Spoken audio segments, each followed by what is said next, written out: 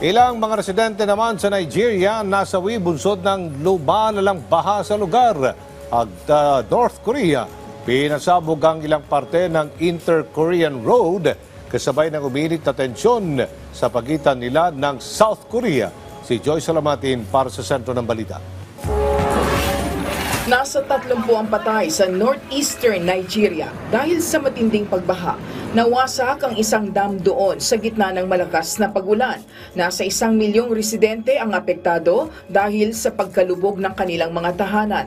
Kasalukuyang nagsisiksikan sa isang man-made camp ang mga apektadong residente.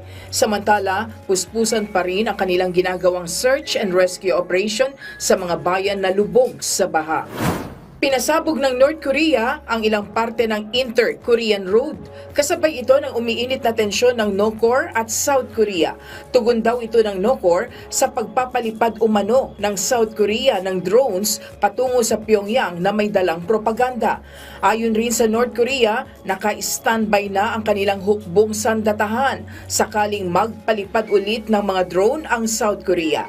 Handaan nila ang bansa sa anumang hakbang bilang proteksyon sa kanilang mga residente. Samantala, wala pang komento ang South Korea tungkol sa mga aligasyon laban sa kanila. Inilabas na ng sikat na South Korean girl group na ITZY ang kanilang bagong music video na Gold. Todo bigay ang grupo para sa kanilang comeback. Kasama rin sa mga inaabangan ang pagbabalik ng kanilang miyembro na si Lia sa kabila ng halos 1 taon niyang hiatus. Anila, handa na raw silang magpakitang gilas at mas pagbubutihin pa nila ang kanilang pagbabalik ngayong taon. Samantala, mapapanood ang kanilang mga bagong kanta sa iba't ibang streaming platforms. Joyce Salamatin para sa Pambansang TV sa Bagong Pilipinas.